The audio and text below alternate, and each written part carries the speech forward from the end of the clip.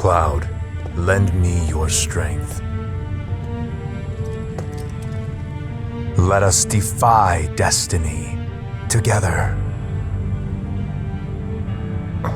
The villain never thinks they're the villain. That's the beauty of it. Their perspective is always justified. And there's a thin line that Sephiroth threads beautifully. In one moment, you're like, wait, I get it. I'm on this guy's side. Is he doing the right thing? He's not this like over-the-top mwahahaha villain. He's this very calculated puppet master, especially in this game. You never really know with him because it seems like he knows everything and we know nothing. He knows so much and he can get inside of Cloud's head. He starts off as a soldier with people who look up to him, with the protagonist who looks up to him. He was made into a monster, not of his own choice. And it was the realization that he essentially had no path but to become a monster that broke him and forced him to embrace that. You can't wait to see how much more of that thread he pulls from Cloud, how much he attempts to unravel and kind of lead him down a similar path. 7 seconds till the end. Time enough for you, perhaps. But what will you do with it? Let's see.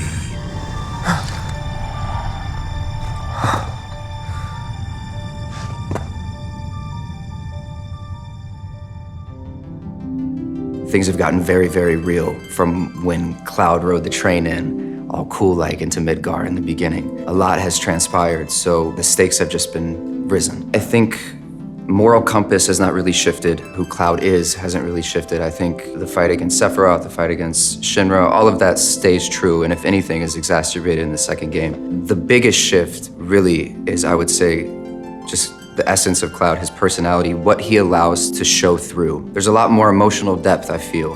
I think every relationship that Cloud has is important in its own way. It's dynamic because with every person we see a little bit of a different side of Cloud. Cloud interacts with Barrett in a very different way than how he interacts with Tifa. His vulnerability with Tifa is also very different than his vulnerability with Aerith. In the first game, the scenes with Aerith going through the rooftops and kind of traversing the slums, there was so much raw and honest interaction between the two, and I feel like it peeled back so many layers for the both of them. The water tower scene, that's definitely one of my favorites.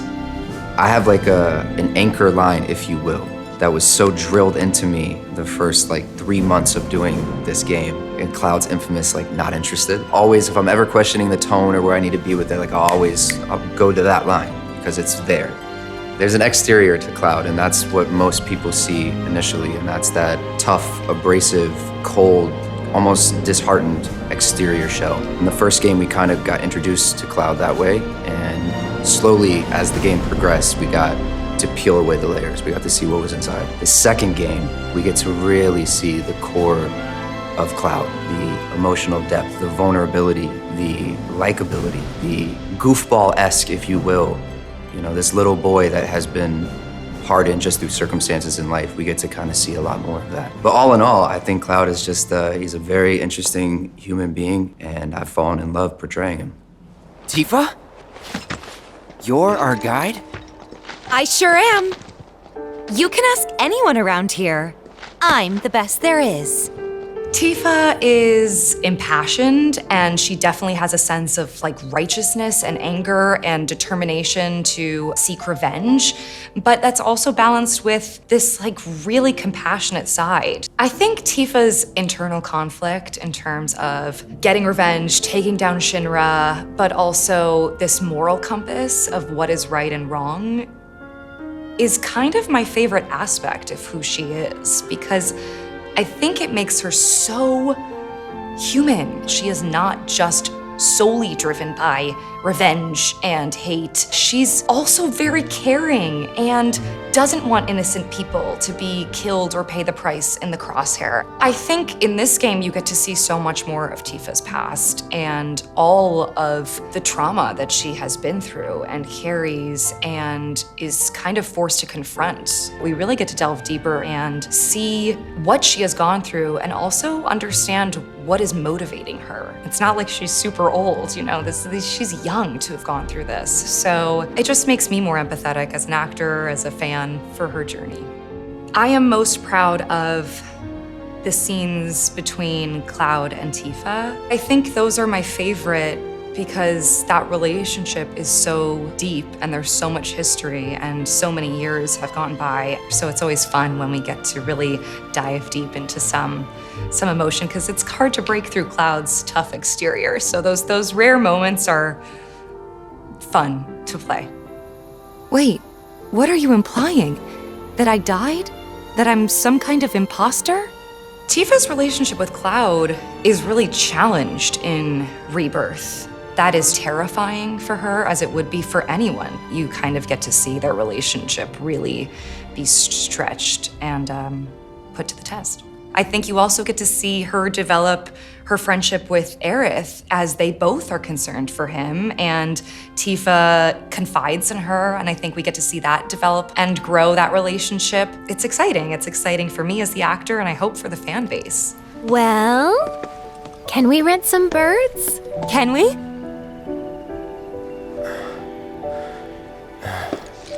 Fine.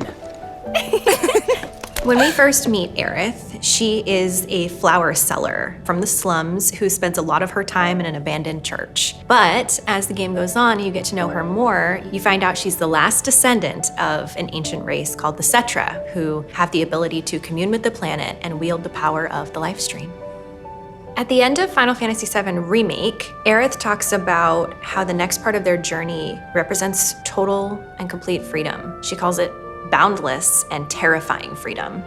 She's incredibly scared of what's to come because a lot of her life has been spent in very small circles and in confinement even. So in Rebirth, she is able to conquer that fear and face it and actually experience some of the joys of freedom. And that's a really cool journey to go on with her. I think a lot of Aerith's character development through the course of Rebirth has a lot to do with her friendships. She grows to love them so deeply, and I think that really informs her character and informs all of her decisions through the very end. These memories were precious? Yes. Extremely. The line where Aerith is telling Wedge, "You can do it, I believe in you, you just gotta try your best." And lines like, "Gotta look forward, not back." Those lines are the lines I'm most proud of because those have an impact far beyond the game, because they impact people and help them push forward when things are hard. Aerith has this beautiful way of shining a light through the dark. The way that she embraces life and embraces joy and happiness in every single moment that she lives is so beautiful and so impactful. It's such a lesson for all of us. And that's gotta be the reason that people are so moved by her character. She's worked her way into people's hearts and just doesn't leave. Only dumbasses believe that shit. Question. Does that make me a dumbass? I didn't say that. What I meant was, screw Shinra for manipulating honest folks. Barrett's a leader, he's a father.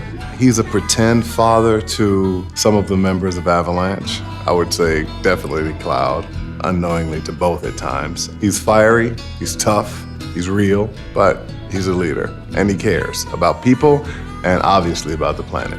You know, from the moment the train lands and, you know, Cloud jumps off, you better be worth every penny, Merc. You see him as this commanding big guy, like, hey, it's about the mission, let's go. And then he's talking smack the whole time, like, why are you hesitating? Gotta blow this reactor up. Obviously, in the beginning, I care about the team more than I care about the mercenary who we just hired.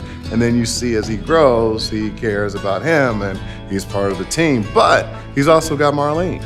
He's also got the people of Midgard. He's got all these different things that he cares about. And then all of a sudden, we get to this one, Rebirth, and we're in a whole different realm.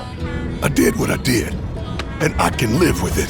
One of the most difficult things about portraying Barrett is that I never want him to come off as a caricature or come off as a stereotype or be looked at in a negative way because of his culture, his race, his creed. He's not as angry as most people think he is, especially for those who played the original. But in Rebirth, Barrett is very caring, but self-reflecting. So you get to see the actual center of who he is because of his story being told. A lot of interpretation came from me for Barrett. And then I have an uncle who actually sounds like Barrett. So I'm like, let me just put, my uncle into this too, and then see where this goes. Now, my uncle doesn't have as many layers as Barrett. So I was just like, oh, thanks for the voice, Unc. I'll take some of that and, do Barrett with that. But that was what we did for my part on it, but it was fun. Without your help, I'd still be in Hojo's clutches, trapped in that lab.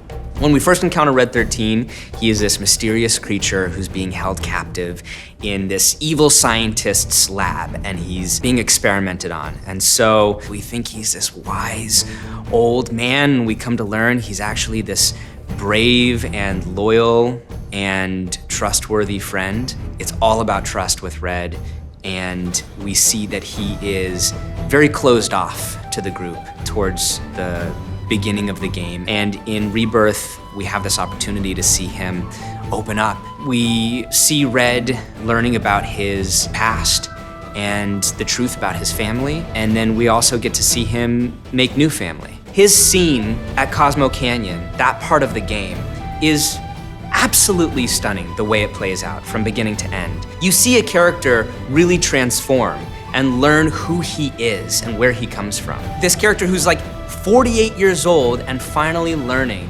the real story of his past. Red 13 is searching for his own identity. He's loyal to these people who freed him from these dire circumstances and is maybe using this as an opportunity to figure out more about who he really is and who he wants to be.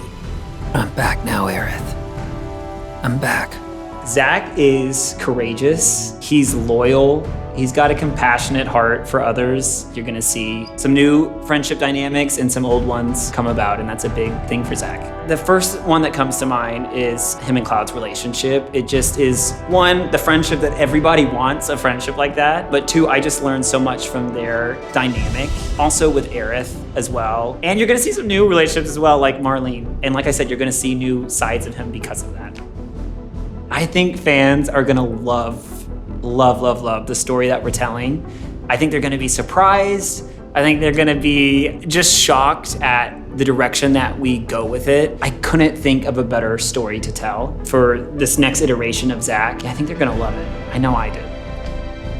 Wutai's White Rose, the one and only Yuffie! You kind of don't forget when your materia gets stolen. You're kind of left with nothing. I think she left an impact on players. Yuffie is a super cool ninja from Wutai, but she is pretty much everything you would not envision a ninja to be. She is very theatrical and has really lofty visions of herself. She kind of has a one-track mind, and that is materia. But even for all the times that she messes up, she still sticks the landing because, after all, she is still a ninja, so.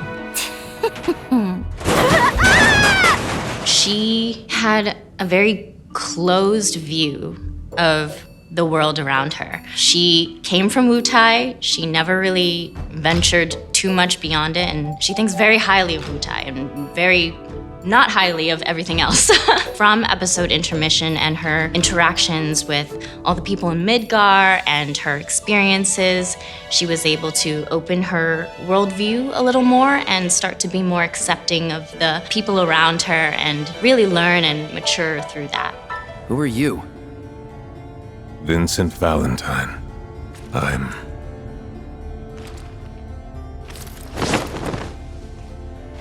security. Vincent Valentine represents a vestige of the dark history of Shinra and its extremely dangerous business interests. He represents kind of the surviving shadow of the people that were trounced by Shinra's initiatives and ideals. He represents the history of what got the company to where it is now, coming back to haunt it. I'm thankfully very familiar with Final Fantasy VII. I remember auditioning for it and wanting very, very badly to get this role. I had dreams back when I started out as a voice actor about one day having an opportunity to read for this game if it ever came to pass. For the many years that everyone was waiting for the remake to possibly be a thing, I'd assumed it was gone. I assumed that it was just one of those that got away. Some of the people in the production knew how much this meant to me, and they got me in to do some more background voices on Rebirth. I was like, hey, well, at least I get to be a part of this one too. Come into the session, they're like, we're gonna go ahead and put up a little camera. They just get sort of facial motion capture reference. I'm like, okay, I will never let any of you see that video. I'll try to find it, guys. I got you. I think my fondest memory working on this game was when I realized who I was playing. You know what we're doing here? I know the game. So we've got you playing some NPC characters and a variety of different stuff. And, you know, it's pretty much just like you've done before. We'll play you the Japanese file. You just come in, just give me like 2 or 3 in a row. They brought me in to record background voices, just a couple of random people in Nibelheim or whatever, and partway into the session, the screen began to glitch out. That's weird. Doing something weird here. Hold on. And it led to this weird black screen display into text of, what if you were playing a different character?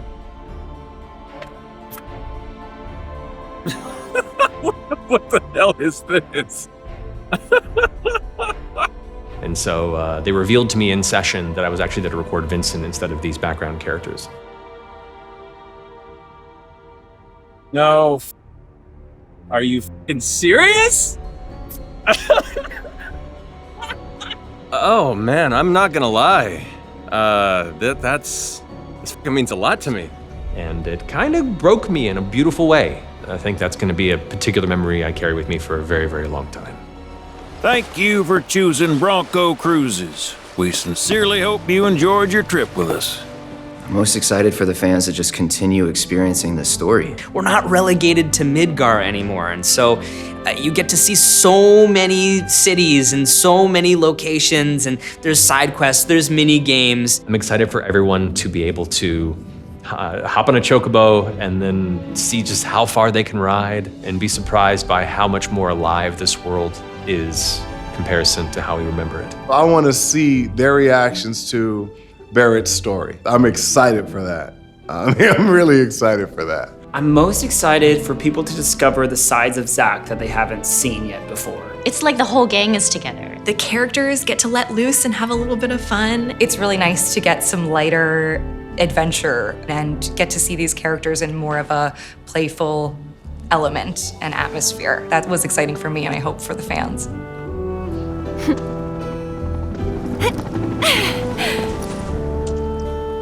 And there it was, the first step on our new journey.